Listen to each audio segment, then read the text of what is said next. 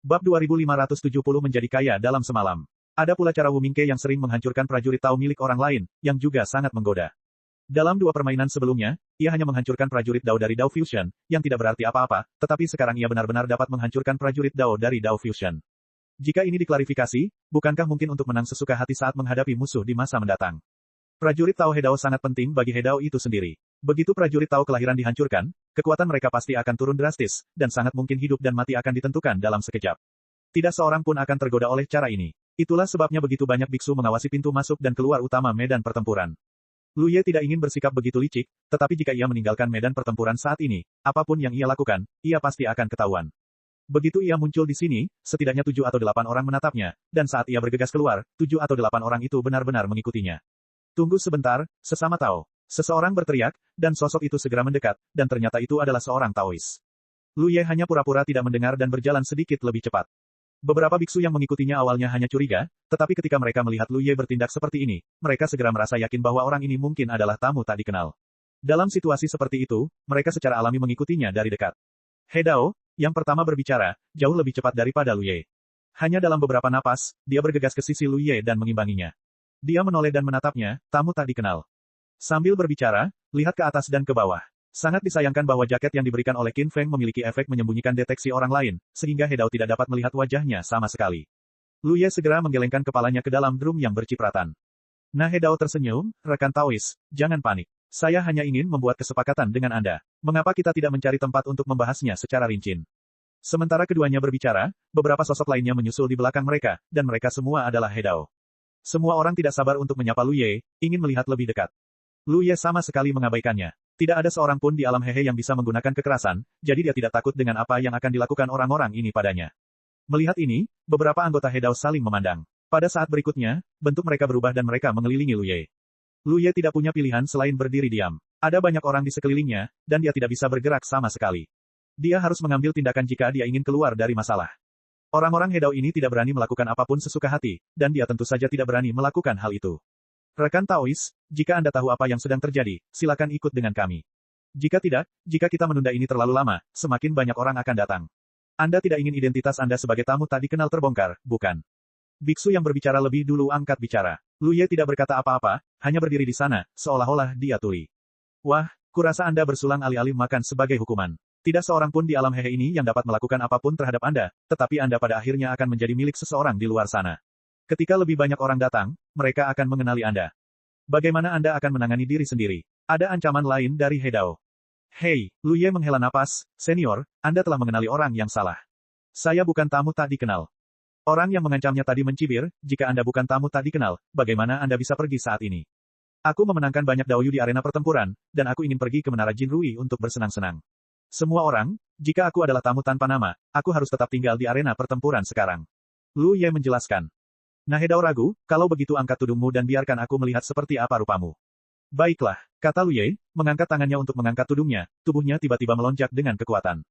Garis-garis di bawah kaki dengan cepat muncul. Beberapa He Dao yang mengelilinginya semua terkejut ketika mereka melihat ini. Salah satu He Dao yang berpengetahuan luas melihat petunjuk itu sekilas, tanda Dao Void, anak ini ingin lari, hentikan dia dengan cepat. Dia berteriak sangat keras, tetapi tidak ada yang berani mengambil tindakan sesuka hati. Jika dia mengambil tindakan terhadap Lu Ye saat ini, itu pasti tidak akan berakhir dengan baik. Setelah menarik napas, sosok Lu Ye tiba-tiba menghilang dari tempatnya, hanya menyisakan beberapa He Dao yang mendesah di tempat. Setelah ini, mereka benar-benar yakin bahwa orang yang dihentikan adalah tamu tak dikenal, tetapi sangat disayangkan bahwa mereka tidak pernah melihat wajah aslinya dari awal hingga akhir. Mereka tidak menyangka bahwa Wu Mingke akan memiliki cara seperti itu untuk melarikan diri. Di dekat aula besar, sebuah tubuh terpisah merespons, dan tubuh utama pindah ke sini. Berkat pengingat Gong Mao sebelum pergi, Lu Ye buru-buru mengumpulkan klon pohon bakat, dan setelah tubuh utama memikat orang-orang itu pergi, klon bergegas ke sini dengan cepat. Kalau tidak, akan sangat sulit untuk keluar dari perjalanan ini.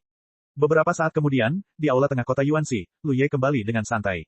Kakak Ye, kamu kembali. Suara Yudi terdengar di telinganya. Bagaimana situasinya? Lu Ye bergegas keluar dan bertanya. Kita unggul dalam pertempuran, jawab Yudi. Tanpa dia harus mengatakan apapun, Lu Ye telah melihat situasi di sisi lain medan perang. Sebelum dia pergi, pertempuran telah terjadi di sini. Itu adalah salah satu kota tingkat terpencil kita yang bertarung 1 lawan 2, dan musuhnya adalah satu kota tingkat terpencil ditambah satu kota tingkat surga.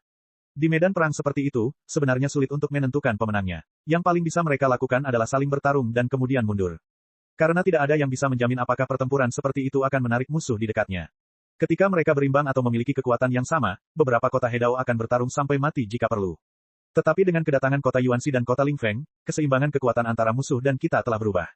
Apa yang dilihat Lu Ye saat ini adalah tepat ketika musuh dengan keras kepala melawan. Dapat dikatakan bahwa meskipun dia tidak kembali tepat waktu, itu belum terlambat.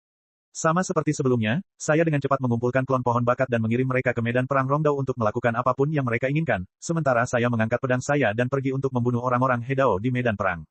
Musuh Hedao jelas telah mengalami gesekan. Serangan Yuanxi ringan atau berat. Sangat sedikit Hedao yang dapat menghalangi serangannya. Selama dia mendapatkan sesuatu di sini, dia dapat terus memperluas keunggulannya sendiri. Kemarilah, Panglima tertinggi, Yuanxi, yang hendak membunuh musuh, tiba-tiba merasakan aura Lu Ye yang mendekat dan tiba-tiba menghentikan serangannya. Lawannya telah merasakan aura kematian menyelimuti tubuh dan pikirannya, dan merasa bahwa dia pasti akan mati. Tanpa diduga, Yuanxi tiba-tiba menahan tangannya dan lolos dari kematian. Namun sebelum dia bisa bersukacita, Lu Ye telah membunuhnya. Keputusasaan datang lagi. Di medan perang di sini, Hedao musuh terus jatuh, dan di sisi Fusion Road, situasinya dengan cepat terbuka dengan penambahan klon pohon bakat. Setelah setengah jam, pertempuran mereda. Bahkan formasi pelindung dari dua kota Hedao musuh telah ditembus. Saya tidak tahu bagaimana Yuanxi bernegosiasi dengan pemilik kota tingkat terpencil di pihaknya sendiri. Ketika dia membawa Lu Ye ke aula tengah, pihak lain tidak mengikuti. Namun Lu Ye segera mengetahuinya, karena kali ini pecahan mutiara Hedao dibagi menjadi 3 bagian, 2 di antaranya memiliki bagian yang sama persis, 30% dari hasil normal, dan sisanya diberikan kepada kota Yuanxi. Meskipun beberapa pecahan lagi dipisahkan kali ini, itu wajar saja. Kota tingkat terpencil kita sendiri juga memainkan peran besar dalam pertempuran ini. 2 dari mereka bahkan terluka parah. Tentu saja, beberapa keuntungan harus dibagi dengan mereka. Terlebih lagi, target kali ini hanya kota tingkat terpencil, tetapi sekarang ada kota tingkat surga tambahan. Panen di kota Yuanxi sebenarnya tidak jauh berbeda dari pendapatan yang dijadwalkan. Hedao dari kota tingkat surga tambahan. Pecahan manik-manik dapat sepenuhnya menggantikan kerugian. Langkah selanjutnya adalah mencari persediaan lainnya. Kota Yuanxi tidak pernah berpartisipasi dalam hal ini, jadi diserahkan kepada kota Lingfeng untuk menanganinya. Tidak lama setelah Lu Ye kembali ke kota, dia mendengar teriakan dari aula tengah, "Saya kembali, hahaha." Itu adalah suara Fu Wei. Dia tampak seperti baru kembali dari pertempuran yang menang, penuh kemenangan. Mendengar suara ini, semua biksu di kota berkumpul ke arah itu. Semua orang tahu apa yang dilakukan Lu Ye dan Fu Wei ketika mereka pergi ke alam hehe kali ini. Lu Ye kembali lebih dulu, dan Fu Wei terpisah selama 1 atau 2 jam. Jelas merupakan hal yang baik bahwa dia begitu bahagia sekarang. Berapa banyak yang kamu menangkan? Yudi bertanya dengan penuh harap. Ikan tao yang diperolehnya dari Zhao Lingfeng sebelumnya semuanya dibawa oleh Wei negatif untuk memasang taruhan. Biar saja tuan kota yang memberitahu. Fu Wei menyerah dan menyerahkan cincin penyimpanan kepada Yuanxi, "Tuan, ini semua yang saya peroleh dari perjalanan ini." Yuanxi mengangkat alisnya dan mengambilnya. Dia melihat ke dalam dan berkata dengan heran, "Begitu banyak." Fu Wei membawa 50.000 ikan ke sana, tetapi sekarang dia telah membawa kembali hampir 500.000, yang merupakan keuntungan 10 kali lipat. Ini adalah kekayaan yang benar-benar datang dalam semalam. Tidak ada kekurangan keajaiban seperti itu di medan perang, tetapi itu hanya segelintir mengingat basis populasi yang sangat besar. Lagi pula, hanya ada segelintir orang seperti ini di sekitar kita. Apakah itu banyak? Yudi bertanya, mencondongkan lehernya. Lian Ye tampak penasaran. Dia tahu siapa Yuanxi. Jika jumlahnya tidak besar, dia tidak akan pernah bereaksi seperti ini. Setelah mengambil cincin penyimpanan dari Yuanxi dan memeriksanya, Lian tidak dapat menahan diri untuk tidak mengangkat alisnya dan menatap Lu Ye dan berkata, "Sepertinya peluangnya sangat berbeda kali ini, dan kebanyakan orang tidak optimis tentangmu." Jadi mereka kalah. Lu Ye mengangguk. Tetapi berkat hubungan baik antara kamu dan Qin Feng, jika tidak, mustahil untuk memenuhi janji di medan perang. Lian tersenyum sedikit, mengatakan bahwa panen seperti ini dari medan perang hanya dapat terjadi sekali, dan tidak akan ada waktu berikutnya. "Kakak senior, ini yang diminta kepala Gong mau untuk kuberikan padamu." Fu Wei mengeluarkan cincin penyimpanan lain dan menyerahkannya kepada Lu Ye. Lu Ye mengambilnya tanpa memeriksanya, berbalik dan berjalan menuju rumah besar. Di belakangnya, Yuanxi mulai berbagi rampasan sambil tersenyum. 500.000 ikan dao adalah jumlah yang sangat besar bagi biksu manapun, tetapi bila dibagi ke semua orang, jumlahnya tidak akan sebanyak itu. Setelah beberapa saat, Lu Ye duduk bersila di dalam rumah besar dan mengeluarkan cincin penyimpanan untuk menyelidiki.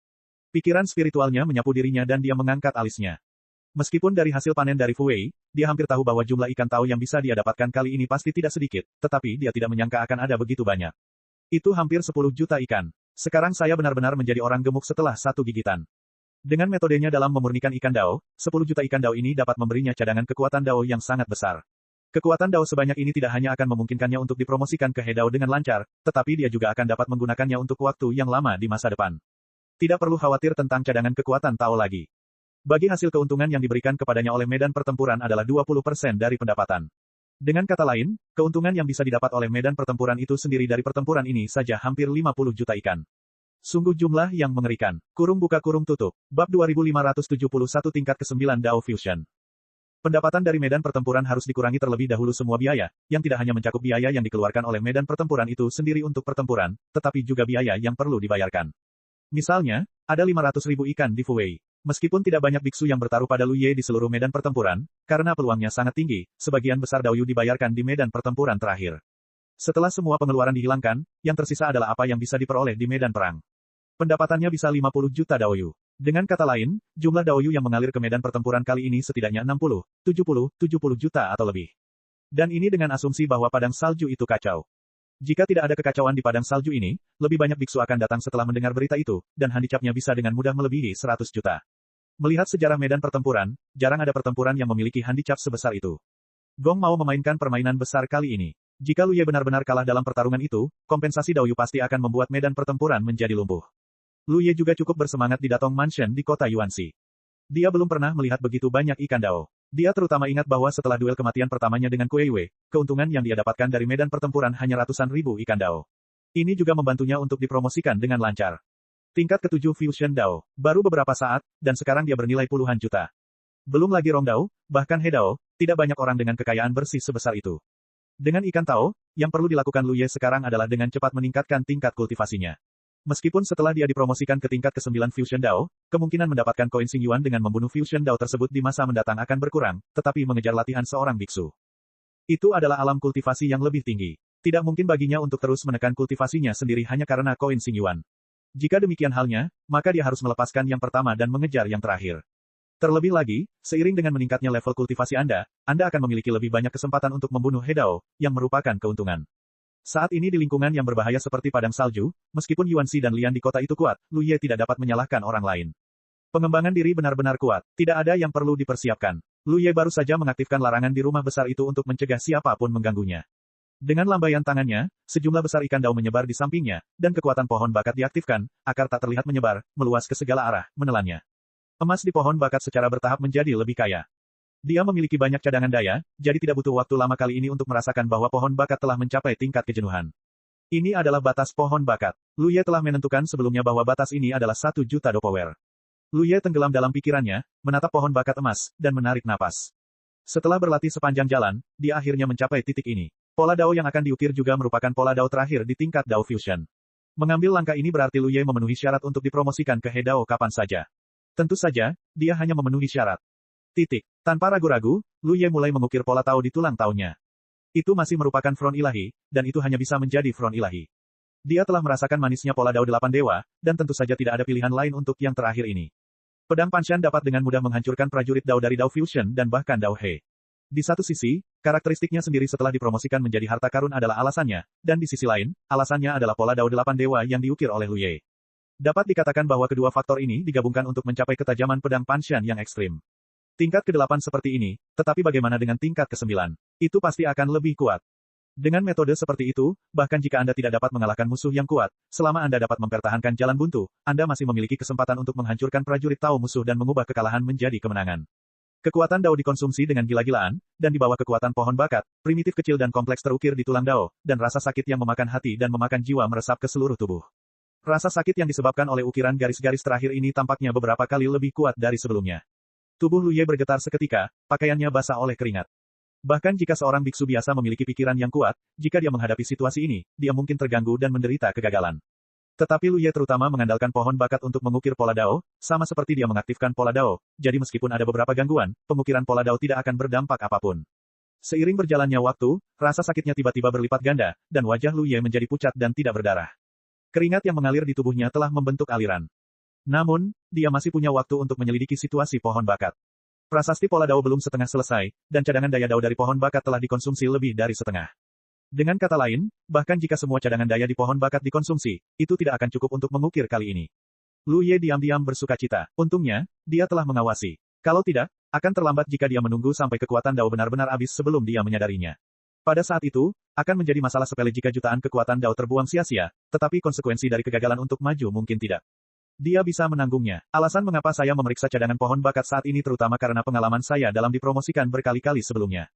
Dia ingat dengan jelas bahwa dia menghabiskan 800.000 kekuatan Dao ketika dia dipromosikan ke tingkat ke-7 Fusion Dao, dan lebih dari 900.000 ketika dia dipromosikan ke tingkat ke-8 Fusion Dao. Dilihat dari aturan ini, sekarang setelah saya dipromosikan ke tingkat ke-9, jutaan cadangan daya Tao saya tidak cukup. Jadi dia perlu mengisinya kembali di tengah jalan. Ikan Tao yang sebelumnya telah tersebar dan belum sepenuhnya dikonsumsi kini mulai beraksi, dan kekuatan pohon bakat diaktifkan kembali, melahap mereka dengan lahap. Jumlah total cadangan daya masih berkurang seiring berjalannya waktu, tetapi karena telah diisi ulang, penurunannya tidak sejelas sebelumnya. Maka tidak akan ada banyak masalah. Hanya rasa sakit yang tak tertahankan yang membuat hari-hari Lu Ye terasa seperti bertahun-tahun. Saya tidak tahu berapa lama waktu yang dibutuhkan, tetapi dengan terukirnya elemen terakhir, cobaan ini akhirnya berakhir. Lu Ye perlahan membuka matanya dan menarik napas panjang. Tulang-tulangnya terasa mati rasa, seolah-olah dia masih bisa merasakan sisa rasa sakit. Setelah sedikit memeriksa cadangan daya Dao pohon bakat, masih ada lebih dari 100.000 daya Dao yang tersisa. Jika suplemen yang baru saja diperoleh dihitung, ini tidak diragukan lagi berarti bahwa pengalaman sebelumnya benar. Promosi ini akan menghabiskan lebih dari 100.000 daya Dao. Jutaan, hanya mengandalkan cadangan asli pohon bakat tidak akan pernah cukup. Untungnya dia sudah siap. Setelah sedikit perbaikan, Lu Ye menjadi energi. Sekarang setelah dia mencapai tingkat ke-9 Fusion Dao, dia harus melihat seberapa besar kekuatannya meningkat dengan promosi ini. Sebenarnya, tidak perlu mencoba dengan sengaja, karena dia memiliki peta di benaknya tentang seberapa banyak kekuatan yang akan dia tingkatkan dengan setiap promosi. Namun, Anda masih harus merasakannya dengan hati-hati. Setelah mengaktifkan kekuatannya sedikit, ekspresi Lu Ye tetap seperti biasa. Seperti yang diharapkan, kali ini dia dipromosikan ke tingkat ke-9 Dao Fusion, dan kekuatan Dao dasar yang dapat dia kendalikan meningkat 20 tingkat seperti biasa, mencapai tingkat 430. Ini hanya kekuatan dasar, ditambah dengan peningkatan pola Dao 9 tingkat miliknya sendiri. Lu Ye mengepalkan tinjunya, dan kekuatan Dao melonjak dalam tinjunya. Hah, Lu Ye tidak bisa menahan diri untuk tidak mengangkat alisnya, merasa ada yang tidak beres. Jumlah kekuatan yang dapat dia kendalikan kali ini agak tidak sesuai dengan jumlah yang dia harapkan. Tampaknya lebih banyak. Dia merasakannya dalam diam dan yakin bahwa itu memang lebih banyak. Karena jika kekuatan Dao dasar adalah 430, dan pola Dao 9 tingkat meningkat, maka kekuatan Dao yang dapat dia kendalikan dengan tubuh fisiknya seharusnya berada di 817, tetapi sekarang sebenarnya melebihi 900. Jika Anda benar-benar menghitung. Itu 903. Ini jelas salah. Perbedaan sebenarnya antara kekuatan sebenarnya dan kekuatan yang diharapkan adalah 100 tingkat. Kesenjangan ini sebenarnya sangat besar. Dalam pertarungan seorang biksu, perbedaan 100 tingkat kekuatan sudah cukup untuk membedakan antara hidup dan mati. Dia belum pernah mendengar ada orang yang mengalami perubahan kekuatan seperti itu saat mereka maju ke tingkat ke-9 Fusion Dao. Namun segera, sesuatu bergerak dalam benaknya. Tenggelam dalam benakku, aku mencari 9 lapisan pola Tao pada tulang Taoku sendiri. Ketika dia melihatnya, dia dapat melihat bahwa 9 lapisan pola Dao bergema satu sama lain ketika dia mengaktifkan kekuatannya, dan terhubung dari ujung ke ujung, seolah-olah mereka samar-samar terkondensasi menjadi satu kesatuan. Ini adalah sesuatu yang belum pernah terjadi sebelumnya. Tidak peduli ketika Lu Ye berada di tingkat ke-7 atau ke-8 Taoisme, atau ketika kekuatan Tao yang dikendalikannya meningkat, pola Tao tidak pernah berubah seperti ini. Hanya kali ini, dia menyadari dengan jelas bahwa alasan mengapa peningkatan kekuatannya yang sebenarnya berbeda dari harapannya adalah karena perubahan dalam pola Dao ini. Jadi bagaimana perubahan ini terjadi? Lu Ye tidak tahu apakah ada biksu di dunia batin yang memiliki 9 pola Dao yang sama terukir pada tulang Dao mereka sendiri, tetapi bahkan jika ada, mereka harus langka, karena jika mereka memilih pola Dao yang sama, kesulitan mengukirnya akan lebih tinggi. Saat Anda menjadi semakin besar, risiko yang perlu Anda ambil saat dipromosikan juga semakin besar, jadi bahkan penjahat paling berbakat pun tidak berani membuat pilihan seperti itu. Mundur selangkah, benar-benar ada orang yang telah mengukir 9 pola Dao yang sama. Situasinya masih berbeda dari Lu Ye, karena seluruh tubuhnya dipenuhi dengan tulang Dao. Melihat dunia, tidak ada orang lain kecuali dia. Setelah mengamati sebentar, Lu Ye samar-samar merasa bahwa ini seharusnya merupakan beberapa perubahan khusus yang berasal dari bilah dewa 9 lapis yang telah diukirnya padanya. Pola Dao 9 lapis tampaknya benar-benar terkondensasi menjadi satu pada saat ini, jadi peningkatan yang dibawanya ke kekuatannya sendiri lebih besar dari biasanya sedikit lebih banyak, sekitar 20% lebih banyak. Ini tidak diragukan lagi merupakan kejutan yang tidak terduga.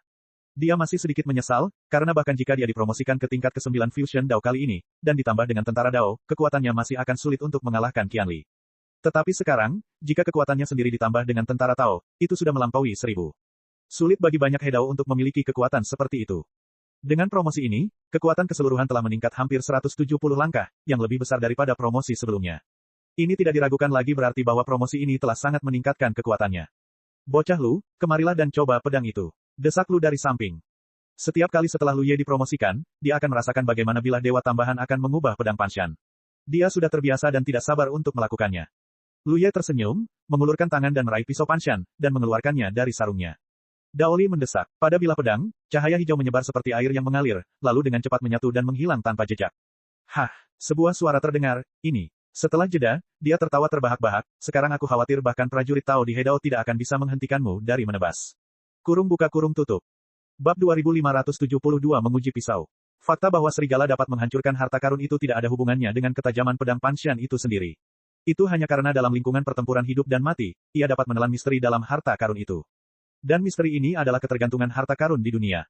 Ketika misteri itu ditelan, harta karun itu secara alami akan hancur. Oleh karena itu, selama 3 pertempuran mematikan Lu Ye di medan perang, tidak ada tanda-tanda kerusakan pada 3 harta karun itu sebelum mereka hancur. Tetapi ia dapat menghancurkan prajurit Tao yang selaras dengan Tao, itu murni karena ketajamannya dan sifat khusus darinya setelah dipromosikan menjadi atribut harta karun. Lu Ye menghancurkan prajurit Tao dan membunuh musuh dengan metode ini. Ketika membandingkan tingkat ke-8 Rong Dao, pada saat ini ketika kekuatan Dao Lu Ye dituangkan ke dalam pedang Panshan, permukaan bilahnya tidak lagi memiliki visi kemuliaan yang mekar, tetapi ini tidak berarti bahwa ketajamannya tidak setajam sebelumnya, tetapi telah menjadi lebih tajam. Kuat, Shenying terkendali dan tidak menunjukkan ujung yang tajam. Dia merasakan dengan jelas bahwa dibandingkan dengan sebelum Lu Ye dipromosikan, sekarang setelah dia diberkati dengan kekuatan Tao, ketajamannya telah meningkat lebih dari sedikit. Tiba-tiba dia merasakan rasa percaya diri yang tidak dapat dijelaskan. Selama dia memiliki kekuatan Lu Ye, tidak ada apapun di dunia ini yang tidak dapat dia kalahkan. Bahkan jika harta karun itu ada di depannya, dia dapat menebasnya. Lu Ye juga sangat senang. Sebagai pemilik babi, tentu saja dia dapat dengan jelas merasakan perubahan pada babi itu saat ini, dan tidak dapat menahan diri untuk tidak memiliki pikiran yang sama dengan babi itu. Mencari sesuatu untuk menebas, mencoba bilahnya. Penampakan Yuanxi muncul di benaknya, dan Lu Ye segera menggelengkan kepalanya. Masalah sepele ini tidak akan mengganggu tuan kota. Jika Yuanxi tidak berhasil, Lian pasti juga tidak akan cocok. Jika kamu tidak dapat menemukan sesuatu yang berguna di level Hedao, kamu hanya dapat memulai dengan Fusion Tao. Lu Ye segera memikirkan kandidat yang cocok dan membuka larangan di mansion. Dengan sebuah pikiran, dia segera menemukan Fu Wei yang sedang memberi makan teratai dengan ikan Tao di sebelah kolam Tao. Fu Wei, kemarilah. Lu Ye mengirim pesan. Jika kamu ingin menguji pisau, kamu perlu menemukan seseorang dengan kulit kasar dan daging tebal. Di seluruh kota Yuanxi, Fu Wei adalah kandidat terbaik. Lu Ye masih dapat mengingat adegan ketika orang ini dikepung oleh beberapa Fusion Dao dalam tontonan itu dan tidak terluka. Orang ini pasti sangat pandai bertahan. Di samping kolam Tao, Fu Wei mendengar salam itu dan bergegas menuju ke sini. Ketika dia memasuki Dadu Tongfu, dia melihat Lu Ye sudah berdiri di halaman menunggunya. Kakak senior, Fu Wei memberi hormat. Lu Ye menatapnya dari atas ke bawah dengan ekspresi penasaran di wajahnya, apakah kamu tidak perlu berlatih? Wei yang sombong memasuki kota Yuanxi. Meskipun Lu Ye tidak terlalu memperhatikannya pada hari kerja, dia belum pernah melihatnya berlatih. Dia dulu suka mengganggu Huan Qing, tetapi setelah diajari beberapa kali oleh Huan Qing, dia tidak berani membuat kesalahan. Sepertinya, saya tidak melakukan apa-apa sepanjang hari. Ikan Dao itu diperoleh dengan susah payah, jangan sia-siakan dengan sembarangan. Pemilik Lian bertanggung jawab untuk memberi makan ikan Dao. Apa yang akan kamu campurkan? Wei yang negatif terkekeh, ikan Tao yang saya beri makan diberikan kepada saya oleh poster asli. Dia meminta saya untuk lebih sering menemui Lian Xi. Ngomong-ngomong, saya tidak ada pekerjaan. Lu Ye benar-benar tidak tahu bagaimana orang ini berhasil mencapai tingkat ke-9 Fusion Dao, dan mengingat situasinya saat ini, bukankah seharusnya dia mulai maju ke Hedao? Situasi Fu Wei dan Fan Hui berbeda. Meskipun keduanya berada di tingkat ke-9, Fan Hui tidak memiliki kualifikasi untuk promosi. Dia akan seperti ini selama sisa hidupnya. Dia kuat dan kaya di masa mudanya, tetapi dia tidak tahu mengapa dia begitu enggan untuk membuat kemajuan. Tetapi ini pada akhirnya adalah urusan orang lain. Serang aku, serang dengan seluruh kekuatanmu. Lu Ye memberi perintah tanpa memikirkannya. Fu Wei tidak tahu apa yang akan dia lakukan, tetapi dia tahu kekuatan Lu Ye, jadi dia tidak berpikir dia akan menyakiti Lu Ye. Tanpa ragu, dia meninju Lu Ye dengan seluruh kekuatannya. Lu Ye berdiri tak bergerak dan mengangguk sedikit. Tanpa menggunakan tentara Dao, kekuatan Fu Wei masih sangat bagus, dan dia dapat dianggap sebagai yang terbaik di tingkat-tingkat ke-9 Fusion Dao. Namun, ekspresi Fu Wei berubah drastis. Dia tidak bisa menahan diri untuk mundur selangkah. Dia menatap tangan besar Lu Ye dengan gugup, kakak, mengapa kamu menghunus pedang? Hanya karena Lu Ye benar-benar perlahan menarik pedang Panshan. Fu Wei tiba-tiba merasakan bencana yang akan datang. Sebagai rasa hormat, jika kamu meninjuku, tentu saja aku akan menebasmu, jadi lawanlah. Lu Ye berkata dengan tenang. Negi Wei berseru, kakak senior, jelas kamu yang memintaku untuk mengambil tindakan. Bisakah dia meninju Lu Ye dan menebasnya dengan konsep yang sama? Lu Ye dapat dengan mudah menangkis pukulannya, tetapi dia tidak memiliki kepercayaan diri untuk menangkis pisau Lu Ye. Tetapi Lu Ye jelas tidak akan berbicara omong kosong dengannya. Ketika pedang panjang itu terhunus, dia menebasnya dengan satu serangan. Ekspresi wajah Fu Wei berubah drastis, tetapi dia belum siap untuk mati.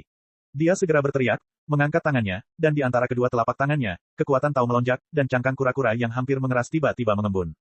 Dia tidak diragukan lagi menggunakan seluruh kekuatannya, dan kali ini dia bahkan mengaktifkan kekuatan prajurit Tao miliknya sendiri. Pisau Panshan menghantam cangkang kura-kura yang kokoh dan segera diblokir.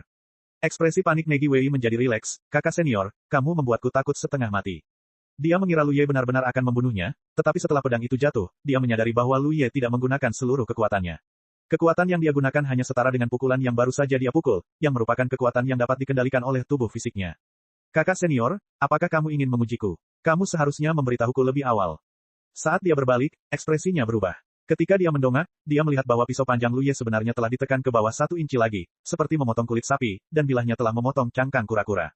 Ini, mata Fu Wei membelalak. Dalam konfrontasi langsung seperti itu, dia jelas merasakan bahwa kekuatan Lu Ye tidak meningkat. Dia masih mempertahankan kekuatan Tao sebelumnya, tetapi perlindungan yang dibentuk oleh prajurit Tao miliknya sendiri sebenarnya terputus. Ini berarti bahwa dengan kekuatan yang lebih lemah, dia menerobos pertahanannya sendiri yang lebih kuat. Dan itu sangat mudah. Sungguh luar biasa. Pisau panjang itu terus menekan ke bawah hingga cangkang kura-kura itu terbelah menjadi 2, dan bilahnya berhenti di bagian atas kepala Fu Wei. Pisau panjang itu gelap dan bersahaja, tetapi Fu Wei sangat merasakan kekuatan yang tak terhentikan yang tersembunyi dalam kesederhanaan itu. Tajam, kakak senior, pisaumu terlalu tajam. Negi Wei perlahan mengangkat kedua jarinya, dengan hati-hati menjepit pisau Panshan, dan menyingkirkannya. Hanya ada satu kemungkinan untuk mengalahkan yang kuat dengan yang lemah seperti itu. Ketajaman prajurit Tao dari rekan magang seniorku tidak dapat dilawan oleh prajurit Tao milikku sendiri. Aku mengerti dalam hatiku, tidak heran kakak seniorku membunuh Rong Dao seperti ayam dan anjing, tetapi dia juga dapat membunuh He Dao. Prajurit Tao yang tajam seperti itu tidak pernah terdengar. Terutama di tangan seorang kultivator militer, itu dapat membuat kultivator militer manapun menjadi lebih kuat.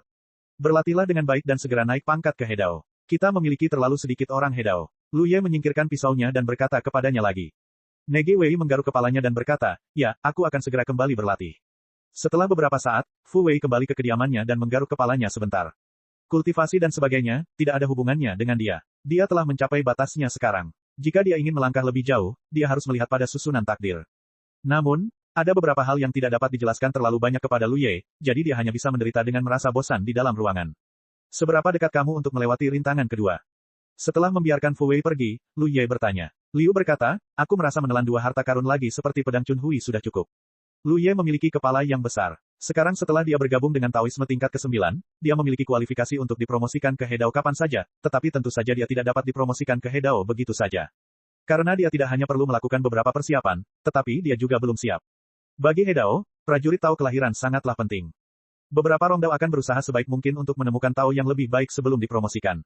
Jika mereka dapat menemukan harta karun atribut, itu akan menjadi yang terbaik. Mereka akan menganggap prajurit Tao yang lebih baik sebagai sumber daya untuk promosi mereka ke He Dao, dan prajurit Tao yang dipromosikan ke He Dao bersama dengan Rong Dao adalah prajurit Tao kelahiran mereka. Lu Ye tidak perlu mencari, dia hanya punya satu pilihan. Namun, masih ada ruang untuk perbaikan, yaitu mengatasi rintangan kedua dari klan militer. Begitu ini terjadi, setelah Lu Ye dipromosikan ke He Dao, ia akan memiliki fondasi yang lebih kuat dan masa depan yang lebih baik. Jika Anda terburu-buru untuk dipromosikan saat ini, bahkan jika Anda berhasil, Anda akan kehilangan lebih banyak daripada yang Anda peroleh. Namun, Lu telah melahap beberapa harta atribut di sana-sini, dan ia sebenarnya ingin melahap 2 lagi. Lu Ye hanya senang bahwa ia memiliki identitas putra Xing Yuan, jika tidak, ia tidak akan tahu di mana mencari harta karun itu. Namun, meskipun demikian, tidak semudah itu untuk mendapatkan 2 harta atribut lagi. Ia sebelumnya menukar pedang Chun Hui dari rumah harta karun Xing Yuan, yang hampir menghabiskan koin Xing Yuan yang terkumpul. Meskipun ia telah memperoleh beberapa sekarang, itu sama sekali tidak cukup untuk ditukar dengan yang berikutnya. Ia hanya dapat terus bertarung di padang salju. Tempat ini adalah tempat yang diberkati untuk mengumpulkan koin Xing Yuan. Sekarang setelah ia mencapai tingkat kultivasi ke-9, ia akan membunuh musuh dengan lebih efisien daripada sebelumnya. Faktanya, yang terbaik adalah menghadapi musuh dengan harta atribut. Kita bertemu mereka terakhir kali, tetapi kita tidak beruntung. Harta karun atribut kultivator wanita itu adalah harta karun pelindung dan akhirnya ditelan oleh pohon bakat. Belum lagi tindakan Yuan Shikeng selanjutnya, tujuan Lu Ye sendiri sangat jelas. Kumpulkan lebih banyak koin Star Abyss untuk membantu Anda melewati rintangan kedua. Di pihaknya sendiri, dia akan sedikit lebih tenang. Begitu dia melewati rintangan kedua dan mencapai tingkat Taoisme, dia akan layak menyandang nama puncak Taoisme. Puncak Dao Fusi bukanlah sebuah keadaan, itu hanya sebuah istilah. Faktanya, puncak Dao Fusi adalah tingkat ke-9. Puncak ini melambangkan keadaan di mana para biksu tidak dapat membuat kemajuan apapun di tingkat Dao Fusi. Oleh karena itu, bahkan di antara puncak Dao Fusi, masih ada kesenjangan kekuatan. Dia baru saja selesai mengukir pola Dao tingkat ke-9. Lu Ye tidak akan melakukan apapun lagi. Dia hanya memulihkan tulangnya untuk sementara waktu. Dia hanya menggunakan waktu ini untuk meminta nasihat kepada beberapa orang He Dao di kota tentang apa yang harus dia perhatikan ketika dia dipromosikan ke He Dao. Mereka semua adalah senior. Dengan pengalaman mereka sendiri yang berharga, Lu Ye tidak memiliki guru untuk mengajarinya, jadi dia harus mencari solusinya sendiri. Untungnya, beberapa orang He Dao di kota itu sangat baik padanya. Tak perlu dikatakan, Yudi. Ketika Lu Ye pergi untuk bertanya, Yudi tidak sabar untuk membawanya berbicara dengannya di malam hari dan menjelaskan semua detail sebelum dan sesudah dia dipromosikan ke He Dao. Yuan Xi dan Lian juga tidak menyembunyikan apapun. Lu Ye mendapat banyak manfaat dari pengalaman dan poin-poin penting yang diajarkan oleh kedua orang ini. Huan Qing juga memperoleh sedikit, tetapi Huan Qing memiliki temperamen yang membosankan dan hanya akan menjawab satu atau dua kalimat ketika Lu Ye bertanya. Setelah berkonsultasi dengan 4 praktisi Hedao di kota ini, Lu Ye tidak merasa puas. Dia bahkan melakukan perjalanan khusus ke kota Lingfeng untuk mengunjungi praktisi Hedao di kota Lingfeng satu persatu. Kurung buka kurung tutup. Bab 2573 tak tertoleransi. Di suatu tempat di padang salju, pertempuran baru saja berakhir. Yuan Xi memimpin Lu Ye ke kota Hedao milik musuh, memecahkan mutiara Hedao, dan mengumpulkan pecahan mutiara Hedao. Langkah selanjutnya adalah proses yang sudah dikenalnya. Lu Ye menyerahkan pecahan yang sudah disiapkan kepada Zhao Lingfeng yang menunggu di luar, dan kemudian kota Lingfeng maju untuk mencari barang rampasan lainnya. Dia bergegas menuju kota Yuan Xi. Segera mereka tiba di alam Hehe dan langsung menuju medan pertempuran. Padang salju memang tempat yang sangat cocok untuk mengumpulkan koin Xingyuan. Lu Ye telah memperoleh banyak hal dari hampir setiap pertempuran. Ini bukan hanya karena dia memiliki kekuatan terbaik di Rongdao, tetapi juga berkat bantuan yang disengaja dari Yuan Xi, Lian, dan yang lainnya. Dalam banyak pertempuran, hampir 80% hingga 90% dari mereka yang bergabung dengan musuh tewas di bawah pedang Lu Ye. Kota Yuan Xi juga sering mengalami pertempuran. Hampir setiap bulan, Yuan Xi akan meminta Jinglei untuk misi berisiko rendah. Selain itu, ketika kota Yuan Xi sendiri bergerak di padang salju, ia juga akan menghadapi beberapa musuh. Dengan perhitungan seperti ini, setidaknya akan terjadi 2 atau 3 pertempuran di kota Yuan Xi setiap bulan, dan pada dasarnya akan berakhir dengan kemenangan mutlak bagi pihak yang bersangkutan. Jika bukan karena para biksu di kota ini dan kota Lingfeng perlu memperbaiki diri setelah perang, Yuan Xi bisa saja berlari di jalan menuju pertempuran. Sudah lebih dari setengah tahun sejak Lu Ye dipromosikan ke tingkat ke-9 Rongdao. 3 bulan yang lalu, dia sekali lagi menukar harta karun atribut dengan tingkat yang sama dengan pedang Chunhui dari rumah harta karun Xingyuan dan memberikannya kepada Gong Mao. Di sana, jadi kali ini dia akan pergi ke medan pertempuran untuk berpartisipasi dalam pertarungan sampai mati. Bukan sebagai tamu tak bernama, tetapi setelah pertempuran dengan mata spiritual hari itu, tamu tak dikenal itu tidak lagi cocok untuk muncul di medan perang. Dia bisa membunuh dengan kuat di Lian Hedao, tetapi jika dia benar-benar bertarung sebagai tamu tak dikenal lagi, dia hanya akan kehilangan uang di medan perang. Jadi di mata para penonton itu, ini hanyalah pertempuran kematian biasa antara jalur fusi. Adegan seperti itu terjadi hampir setiap hari di medan perang, jadi wajar saja jika itu bukan hal yang aneh. Hanya saja tidak ada yang tahu bahwa kedua belah pihak dalam pertempuran mematikan ini sama-sama menyimpan harta karun. Sesaat kemudian, Lu Ye muncul di arena kematian, dan sekilas ia melihat lawannya memegang harta karun atribut yang telah ia tebus dari rumah harta karun Xingyuan. Ia sengaja mengaktifkan pola Dao 1000 wajah untuk mengubah penampilannya. Pertempuran itu berlangsung sengit seperti sebelumnya, dan berakhir dengan kemenangannya yang tragis. Namun, ketika dia menghancurkan prajurit Dao lawannya dan hampir menang, para penonton di stadion tidak dapat menahan diri untuk tidak membuat keributan. Tanpa dia, penampilan Lu Ye dalam pertempuran ini terlalu mirip dengan Wu Mingke, terutama adegan terakhir di mana dia menghancurkan prajurit Dao musuh dan mengubah kekalahan menjadi kemenangan, yang persis sama dengan 3 pertempuran fatal itu. Selain itu, Wu Mingke sendiri adalah seorang kultivator militer yang menggunakan pedang. Ini membuat banyak orang bertanya-tanya, mungkinkah kultivator militer yang menang kali ini adalah tamu tak dikenal. Namun, itu dengan cepat dibantah, karena Wu Mingke dapat membunuh Lian Dao, jadi bagaimana dia bisa ikut serta dalam pertempuran kematian Rongdao. Lu Ye tidak berhenti, dan setelah memenangkan pertempuran ini, dia keluar dari arena kematian. Dengan cara ini, setelah melewati rintangan kedua, hanya ada 1 harta karun terakhir yang tersisa. Menghitung waktunya, seharusnya setengah tahun kemudian. Sejak terakhir kali dia menukar harta atribut, dia telah mengumpulkan beberapa koin Xingyuan di tangannya, jadi dia masih perlu mengumpulkan beberapa. Kemudian dia akan menukar 1 dan memberikannya ke medan perang. Dan begitu dia melewati rintangan kedua, dia bisa memulai masalah harmoni. Lu Ye sangat menantikannya. Meskipun dengan kemampuannya saat ini, dia telah melampaui banyak Hedao, tetapi kekuatan adalah kekuatan dan alam adalah alam, ini adalah 2 hal yang berbeda. Tepat saat dia hendak mengucapkan selamat tinggal kepada Gong Mao berkata, "Rekan Tao, silakan pergi. Tuan rumah sedang menunggumu." Lu Ye mengangkat alisnya, saudara Feng sudah kembali. Sebenarnya, Qin Feng sesekali akan kembali ke medan perang untuk singgah sebentar, tetapi Lu Ye tidak sering datang, jadi dia selalu melewatkannya. Karena Qin Feng memanggilnya, tentu saja dia harus pergi. Gong Mao menuntunnya ke ruang publik yang sudah dikenalnya, lalu menutup pintu dan melangkah mundur, menggelengkan kepalanya sedikit dan mendesah, sungguh pemborosan sumber daya alam. Dia sebenarnya tidak mengerti dari mana Lu Ye mendapatkan begitu banyak harta atribut, dan dia bahkan tidak mengerti mengapa Lu Ye berurusan dengan harta atribut seperti itu. Anda harus tahu bahwa bahkan harta atribut tingkat terendah adalah harta yang dapat ditemukan tetapi tidak dapat diperoleh. Tidak ada seorang pun di seluruh dunia batin yang menyia-nyiakan sumber daya alam dengan begitu kejam.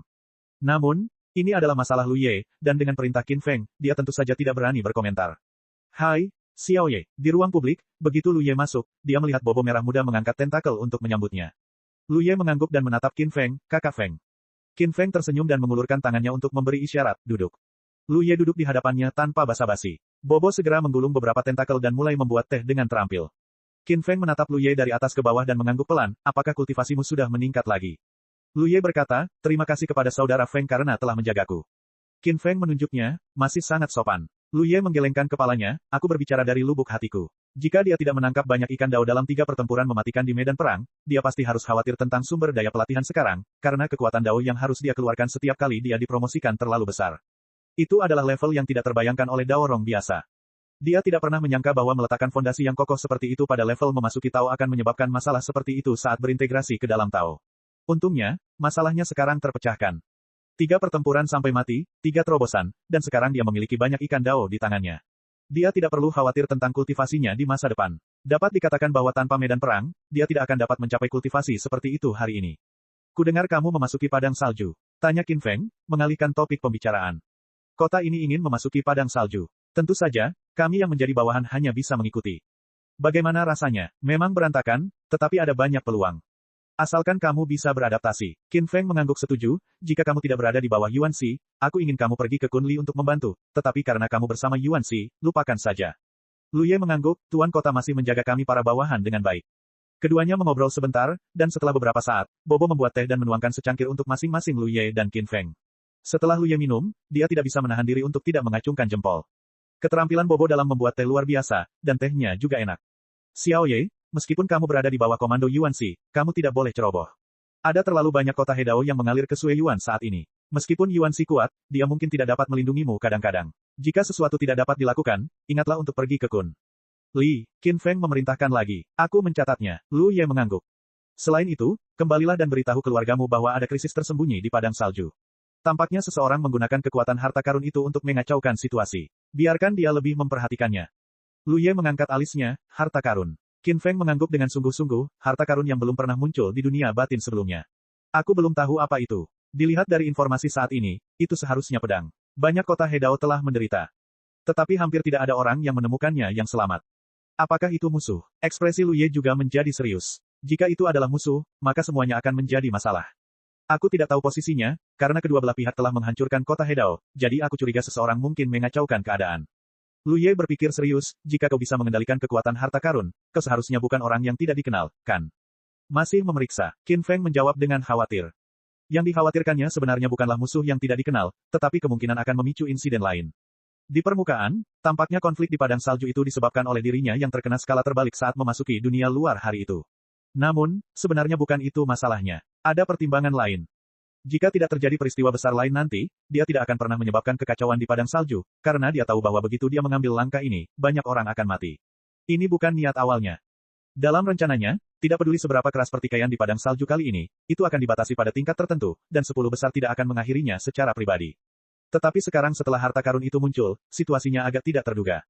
Anda tahu, harta karun itu masih sangat menarik bagi beberapa orang kuat. Dia telah melacak harta karun itu baru-baru ini.